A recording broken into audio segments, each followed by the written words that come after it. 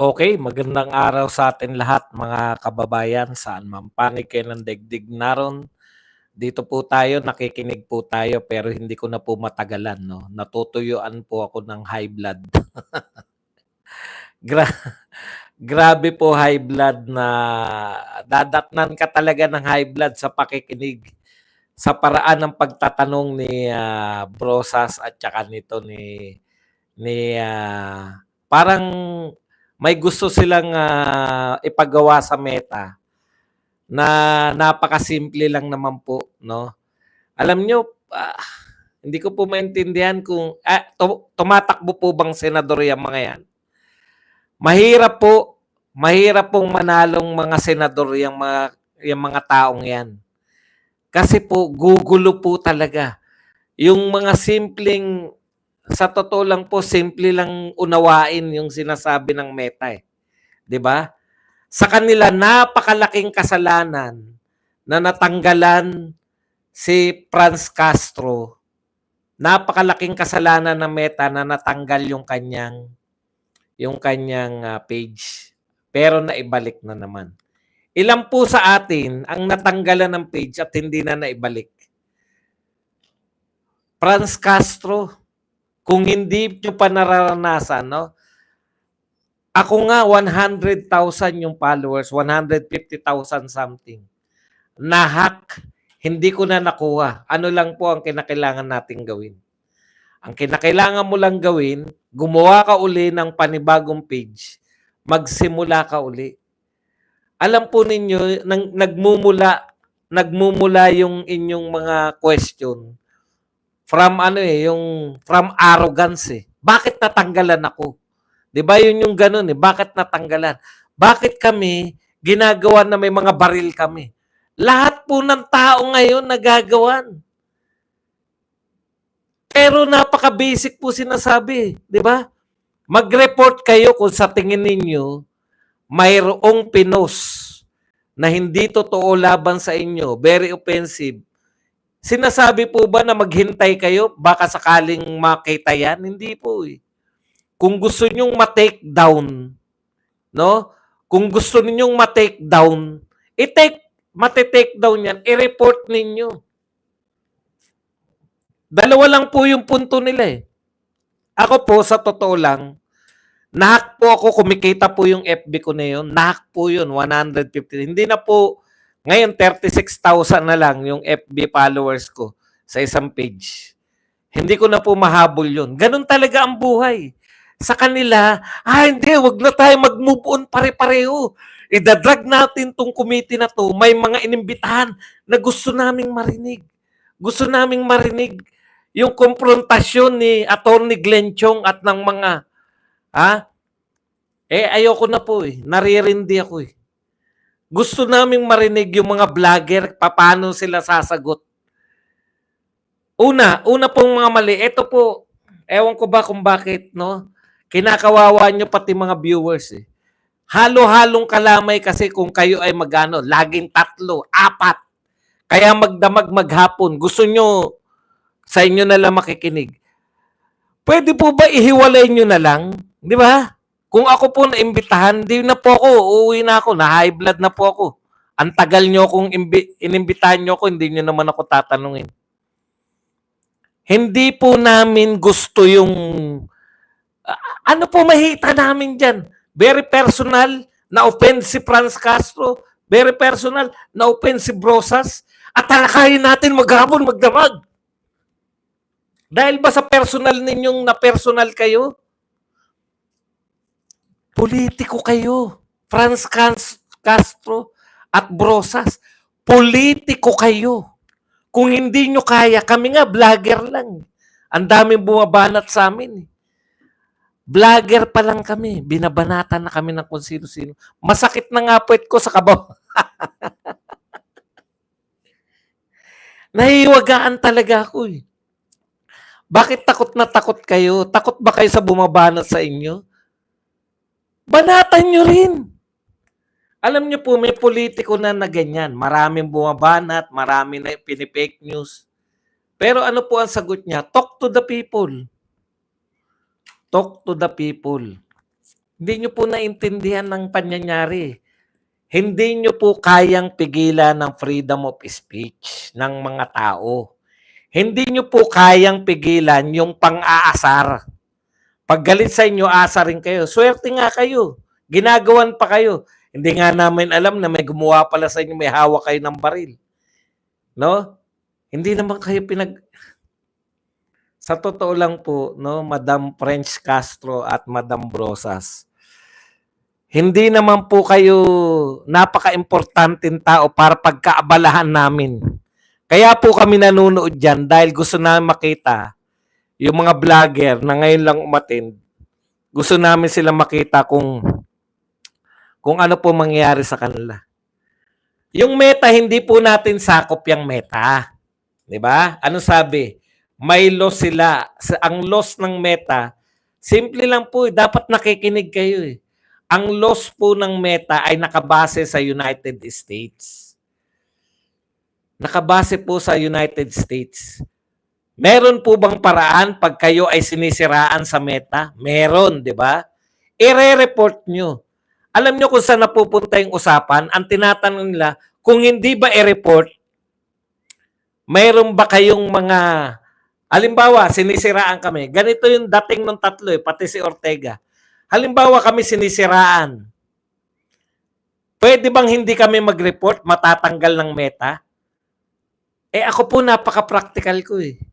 Kung gusto mong matanggal yung paninira sa'yo, i-report mo na lang. Pwede bang i-report nyo na lang para mas mabilis?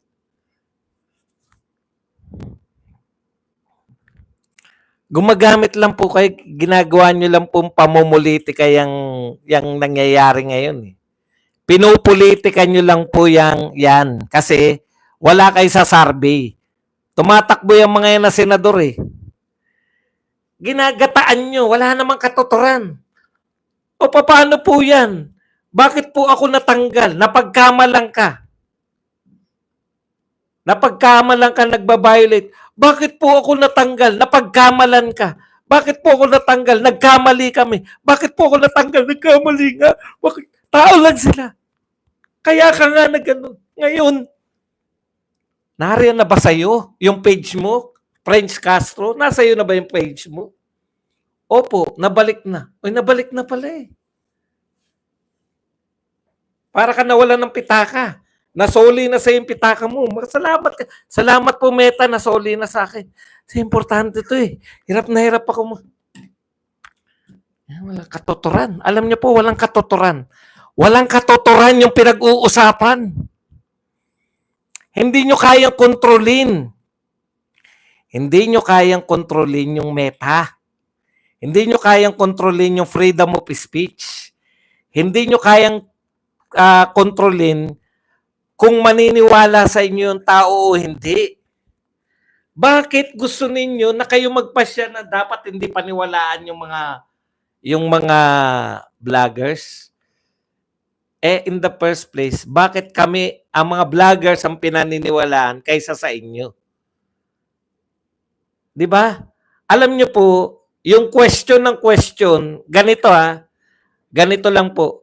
Yung mga mahilig mag-question, kino-question po nila, biktima di umano sila ng fake news, biktima di umano sila ng paninira, biktima di umano sila. Ang mga nagre-react lang po na biktima sila ng paninira, biktima ng fake news, yung nasisira po sa tingin nila, nasisira sila. 'Di ba? Normal lang po sa politika yung paninira eh. Bago pa po magkaroon ng internet, may naninira na po. Pero bakit po yung mga tao na totoong mahal ng mga mamamayan, hindi po apektado ng paninira? Ibig nyo bang sabihin, tanong ko lang, practical question, wala po bang naninira sa mga Duterte? Marami. Araw-araw po bang sinisiraan yung mga Duterte? Araw-araw. Nasira po ba yung mga Duterte? Hindi. Bakit?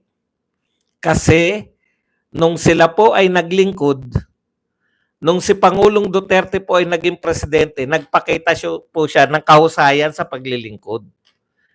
Nung siya po ay naging presidente, nakitaan po siya na hindi siya magnanakaw. Nung siya po ay presidente, nakitaan po siya ng mga tunay na proyekto.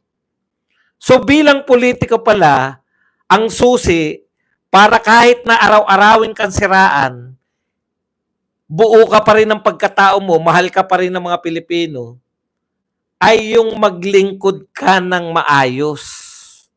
Yun po ang foolproof. Hindi po maiiwasan yan. Lahat po ng tao maninira. Lahat ng tao, lahat ng mga kalaban nyo, sisiraan kayo. Nasa politika kayo eh. Namumulitika kayo eh. Pero sa kita po natin, araw-araw po, wala pong puknat. Meron pa silang designated. Si Castro po, ano nang pangalan nung si PCO? Anticlaire Castro. Designated po siya na ang tanging trabaho ay siraan yung mga Duterte. Alam po natin yan. Pero bakit hindi po nasisira? May pinatanggal po ba yung mga Duterte? May pina-fact check po ba? Wala. Kusa na pong nagpa-fact check yung mga follower ni Pangulong Duterte. So, ibig sabihin, nasa politiko po yan. Kung feeling ninyo, konting bagay lang, nasisiraan kayo, konting bagay lang, naniniwala na yung tao sa paninira sa inyo, hindi po problema ng meta yan. May iba po bang meta para sa mga Duterte? Ilan po ba ang uri ng meta? Isa lang naman eh. Yun pa rin naman. So kung kayo po ay nasisira sa tingin nyo dahil gumagamit ng meta yung mga tao, di gumamit din, bakit hindi po ba gumagamit ng meta yung mga anti-Duterte? Di po ba? Gumagamit din naman eh. May nakita ba kayong umangal na Duterte dahil sinisiraan sila sa meta?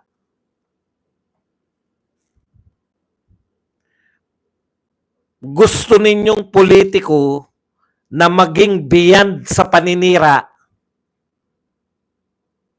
gayahin nyo yung mga Duterte. Pag nabigyan kayo ng pagkakataon na maglingkod sa sambayan ng Pilipino, magtrabaho kayo. Pag nabigyan kayo ng pagkakataon na maglingkod sa Pilipino, labanan ninyo ang korupsyon. Pag nabigyan kayo ng pagkakataon na maglingkod sa mga Pilipino, katulad niyan, mga mambabatas kayo, huwag kayong kumampi sa mga naninira sa mga Duterte. Imagine, galit na galit kayo. Ang topic nyo lang naman na take down yung iyong page. Hindi ka nag-iisa. Pero nag-iisa ang reaction mo. French Castro. Meron na pong may baril daw sila. Ha? May baril daw sila at nakikita. Sila daw sinisiraan at sila daw ay sila sinasabi na ito yung mga to ay mga rebelde. E di ikundinan nyo yung mga rebelde. Yung mga rebelde. Kayo po ang gumagawa niyan eh. Ang dali lang naman po ako. Kita nyo, wala nagsasabi sa akin na pro-China ako. Lahat ng mga vlogger sinasabihan na pro-China. Yung mga pro-Duterte vloggers, bakit po hindi ako masabihan na pro-China? Pag may nagsasabi sa akin, Badong pro-China ka, kinukundin ako. Ang pambobomba ng China doon sa ating Coast Guard. Nasisiraan kayo sa mga simpleng bagay? Hindi po yan problema ng meta. Gusto nila, bantayan sila, may sariling isang tao siguro. Ang gusto yata nito mga congressman, may isang taong nagbabantay sa mga post. Eh di kayo na lang. Mag-hire kayo na isang tao, bantayan nyo yung meta para pag may masamang post sa inyo, ire-report nyo lang. Alam niyo po, ang kati po, na pinakikinggan kayo nangangati po ang katawan ko. Kasi paulit-ulit eh. Paulit-ulit na nga yung method sa pagsagot na pwede nyong i-report, tapos meron pa kaming fact checker, Buti nga may fact checker pa dito eh. Dapat nga tinatanggal na yung fact checker na yan dahil yung mga fact checker na yan, katulad nga ng sinabi ng founder ng Meta o Facebook, si Mark Zuckerberg, yung mga fact checker na yan ay political. Meron silang agenda. Bakit nyo gustong maglingkod sa inyo ang Meta? Pandaigdigang social media empire yan. Hindi yan Pampilipinas. Sabihin nyo po kung ano na, kung ang palabas na yung tapos na yung mga Amerikano. Pag mga Pilipino na po ang tinatanong, tsaka na tayo mag-live uli. Meanwhile, dito muna tayo. Okay, simple lang po. Pati si Ortega, pinoproblema rin. Alam nyo ang basic na pinoproblema nila, may naninira sa amin, ano ang aksyon nyo? Ganun lang po, no? Pasimplihin po natin. Sinisiraan kami sa Meta, ano ang aksyon nyo? Kung ako taga Meta, alam nyo po ba kung ilan na nagpo-post sa Meta? Billion po kada minuto, billion po kada araw. Dahil ang sabi po, ang mga vlogger ay 150 million something. So billion po yung makikreate nilang mga posts. Alam niyo ibig sabihin ng billion? Di ba? Di ireklamo ninyo. Kung sinisiraan po kayo, reklamo lang na reklamo. At wag nyo po silang iboto dahil reklamador. Bawal po pala sila. Ako ito lang napupuna ko sa mga yan Yung mga congressman na may reklamo, ang mga Pilipino po, likas po sa atin ang makipagkwentuhan. Likas po sa atin na magkwentuhan tayo tungkol, tatlo lang po ang kagustuhan ng mga Pilipino. PBA. Alam niyo po yung PBA?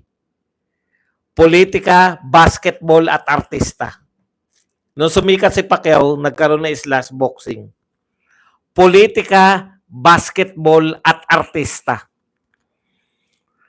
Wala pa pong social media, nagkukwentuhan na po ang mga Pilipino tungkol sa politika. Nagkukwentuhan na po ang mga Pilipino tungkol sa basketball at sa mga artista. Likas po sa atin magkwentuhan. Likas po din po sa atin yung ating pong mga kinagagalitan, yung mga galit tayong politiko, no? Likas po sa atin kahit noong araw pa, instead na magalit lang po tayo, hindi lang po tayo nagagalit. Ginagawan po natin sila para makabawi yung mga Pilipino sa sama ng loob na dulot ng mga politiko na yan. Ginagawa natin sila ng mga alias, ginagawa po natin katatawanan. Pinagtatawanan po natin yung mga politiko. Hindi po ngayon yan, hindi po panahon lang ng Meta yan. Nagkataon lang na ngayon, panahon na po ng Meta, panahon na po ng YouTube, panahon na po ng X, yung kagustuhan natin na gawing biro ang lahat.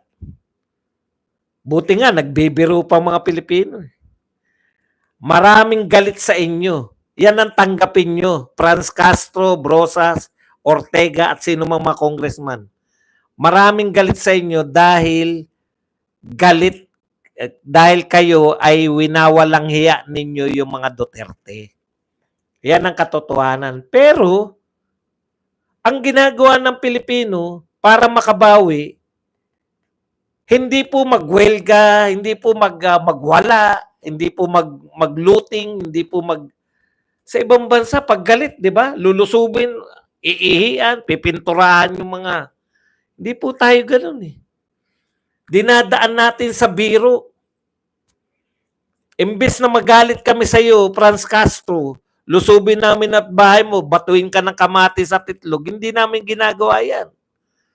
Sinasabihan ka lang namin na mukha kang model ng ni St. Peter's. Yun lang po ang pambawi namin, mang-asar. At dahil hindi na lang po to kwentuhan, meron na social media, natural lalawak yung pang-asar. Actually, pang-asar lang po yung ginagawa sa inyo. Hindi naman po. Kayo yung nanghihikayat, yung mga kagrupo nyo yung nanghihikayat ng mga yung marubdob na pagkilos eh. Samantalang kami, gusto lang namin makabawi sa galit namin sa inyo dahil sa ginagawa nyo sa mga Duterte para makabawi kami, para bawian lang kayo, no? Dinadaan lang namin sa mga pinagkakatuan lang namin kayo. At ang reaksyon ninyo, kanina pa, ako nakikinig na walang katapusan na kinakawawa kayo. Congressman kayo eh. May mga batas tayo. Kung wala pang batas, gumawa kayo ng batas. Bawal biruin ng mga congressman. Di alam na namin. Bawal siraan ng mga congressman. Alam na namin. Nabawal pala yun. Pero hindi na kayo tatagal dahil hindi namin kayo iboboto. Panukala nyo pa lang eh. Bakit hindi nyo ipanukala na bawal kayong kantiin?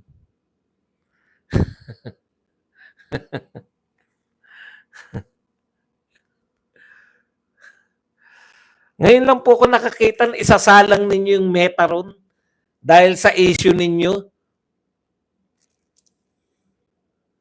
Yung issue nyo na take down, pinagtatawanan po kayo ng mga Pilipino ngayon dahil lahat po ng mga may FB, lalo na po yung mga namumulitika, marami pong Duterte na na-take down na po. Na-take down. Ano lang po ginagawa namin? O di, gagawa lang uli. Ayaw nyo lang aminin. Ako, sinasabi ko lang na-hack.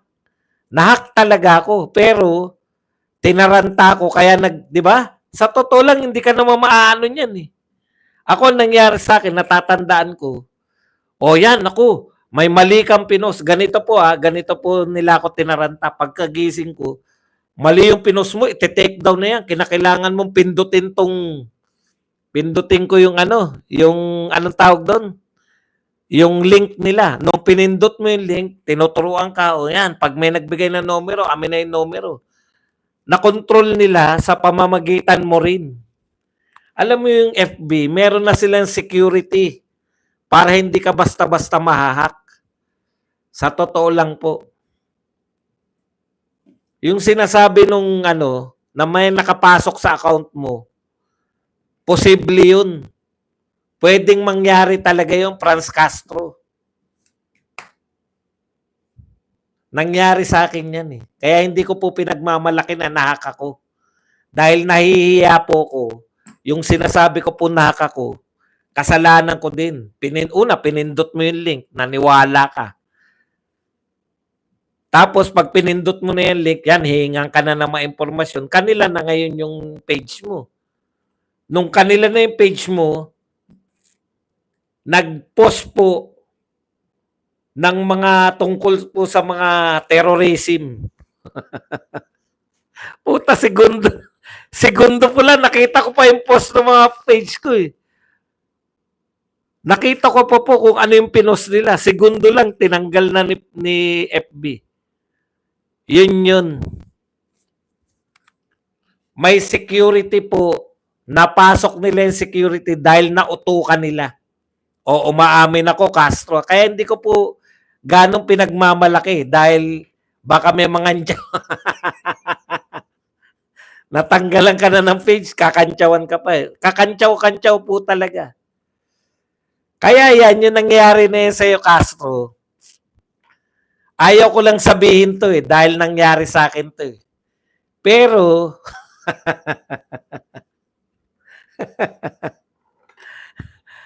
naibigay mo yung access dyan sa page mo. Maniwala ka sa akin. Yan ang nangyari dyan.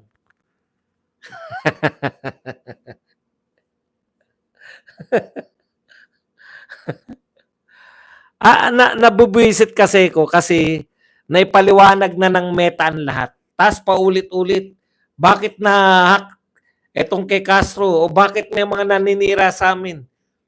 Isa lang po ang sagot bakit may naninira sa inyo. Pumasok kayo sa politika eh. Hanggang ngayon ba mahirap intindihin yun? May meta o wala, pag pumasok, once na pumasok ka sa politika, sisiraan ka.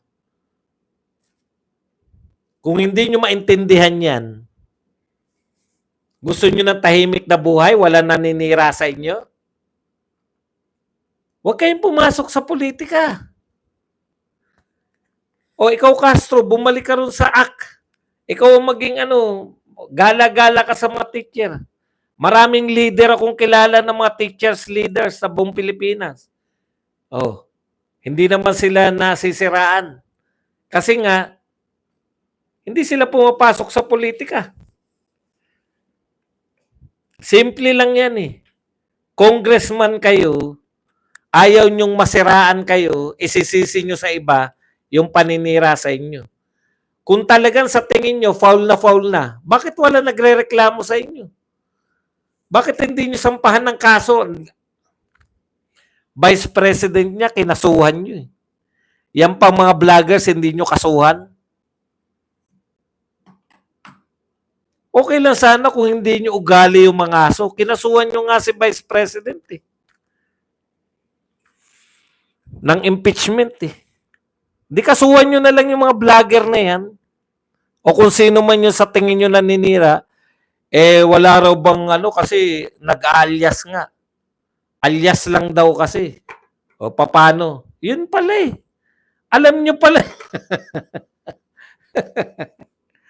Alam nyo na palang alias eh. Gusto nyo pang malaman kung sino. Bakit nyo po gusto malaman? Babawian nyo?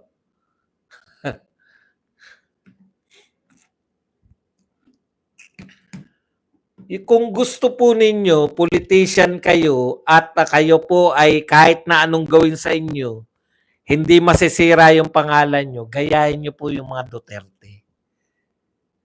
Binigyan sila ng pagkakataon na maglingkod, naglingkod sila ng tapat. Naglingkod ba ng tapat? Bakit ang daming kaso? Opo. Yan po ang nahita nila sa paglilingkod ng tapat. Bakit marami silang kaso? Tignan nyo po kung sino yung mga nagkakaso sa kanila. Di ba? Naglingkod ka ng tapat, marami ka nasagasaan. Yun po ibig sabihin nun. Pag wala ka nasagasaan, taga-gobyerno ka, wala ka nasagasaan, ibig sabihin, wala kang kwentang pinuno. Pleaser ka eh. Plinis mo lahat. Kaya ako sinasabi na naglingkod ng tapat, ang dami naging kaaway ng mga Duterte. Numero 1 nilang kaaway, mga drug lords. Ay hindi pala numero 1. Pangalawa lang yung drug lords. Ang numero 1 na kaaway ni Duterte, mga oligarko. Ang dami pong pera niyan. Kaaway nilang oligarko.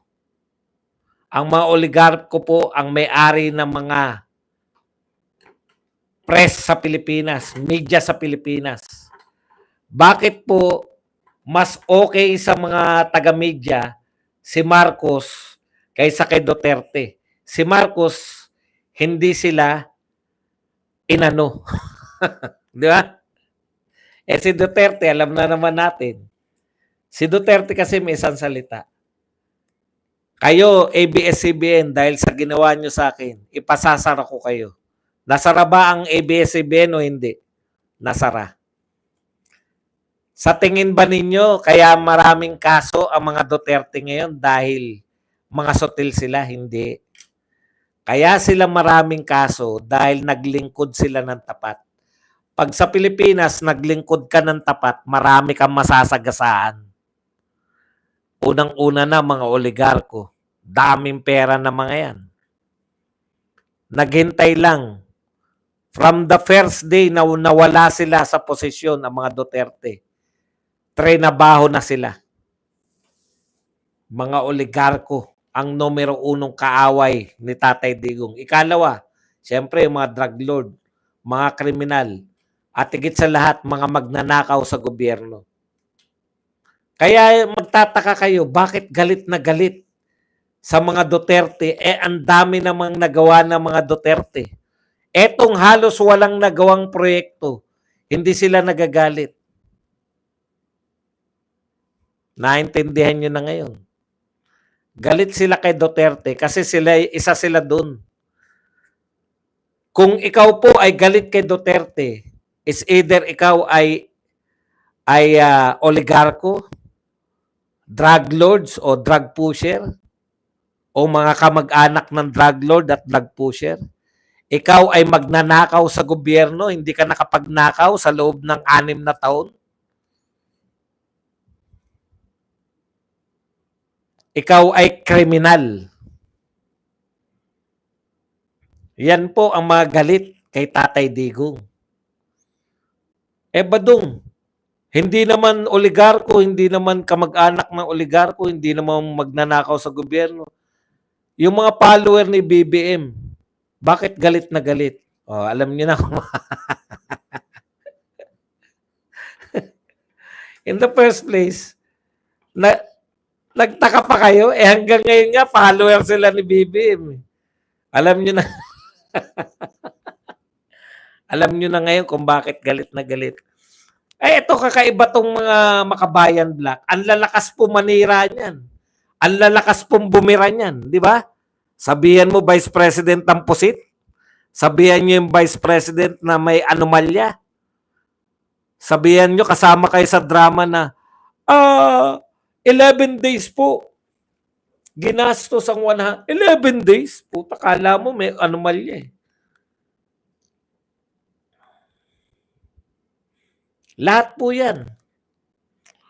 Bakit yung mga pare daw galit na galit? Alin kaya doon yung mga pare sa mga sinabi ko? Sa tingin ninyo? Hindi pa pala, meron pa pala. Yung mga rebelde nga pala na halos maubos nung panahon ni Duterte. Di ba? Yan yun eh. Kaya tignan nyo naman yung mga Duterte, mahal na mga tao. Doon ka magtataka. Mahal ka ng mga tao, pero galit na galit sa iyo yung press. Kasi yung press, pag-aari ng mga oligarko yan eh. Alam nga naman kalabanin yung mga amo nyo. Yan pong mga media natin. Kung titignan nyo po yung mga media, kung sino may-ari, mga oligarko yan, di ba? ABS-CBN. Alam nga naman matuwa sila kay Duterte. Alam nga naman matuwa sila kay Marcoleta. Kaya nga gigil na gigil. Gigil na gigil yan kay Marcoleta, tsaka kay Duterte, at tsaka kay Buloy.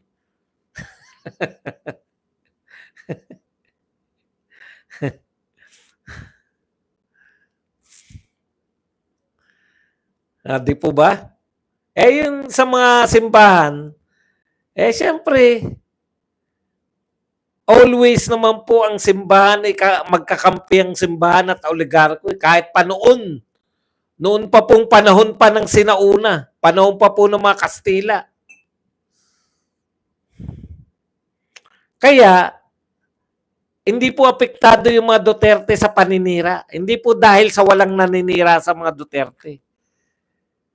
Baka nga mas marami pang vlogger na BBM kaysa sa mga vlogger ng Duterte. Laban po to ng media.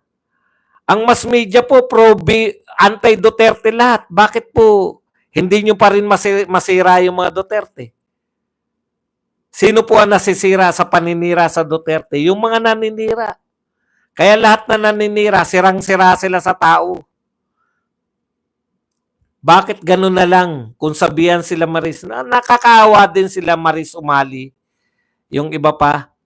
Kasi sila yung mga parang frontliner mga tao lang din naman yan. Kaya lang sila kasi yung mukha ng media Sila kasi yung mukha ng mga amo nila Yung mga amo naman nila, hindi naman natin kilala kung ano itsura ng mga may-ari ng ABS-CBN ngayon o may-ari ng GMA. Sila yung mukha ng mga amo nila. Kaya sa kanila galit yung mga tao. Parang si Tory. Galit na galit din tayo kay Tory. Di ba? Pero sa totoo lang, inuutusan lang po si Tory. Pinaliwanag na nga ni Cayetano eh, bakit si Tory lagi. Kasi mahusay utusan si Tory. Kaya niyang gawin lahat eh. May track record na siya. Pag inutos mo sa kanya, nasusunod. Kasi hodang, walang pakundangan ba? Walang kikilalanin, kundi yung utos lang. Yung mga salitang kakalad ka rin ko yan. Pag...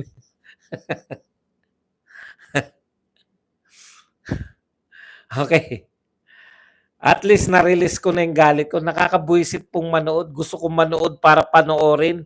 Magbigay ng suporta.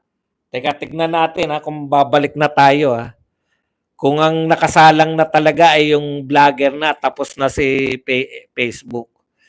Kasi ano po makita nyo kay Facebook, hindi nyo po pwedeng kontrolin. Si Facebook po, hindi nyo po pwedeng kontrolin dito sa Pilipinas. Dahil po international po yan. I-ban nyo man dito. Di ba merong bansa na nakaban yung ex ni ano? Pero okay pa rin.